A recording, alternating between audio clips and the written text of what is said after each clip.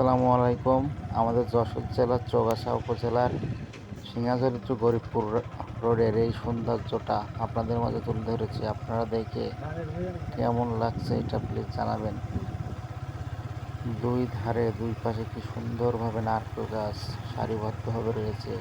সবুজ প্রকৃতি সৌন্দর্য একটি মাধুর্য তুলে ধরেছে আপনাদের মাঝে। দেখতে কেমন লাগছে জানাবেন।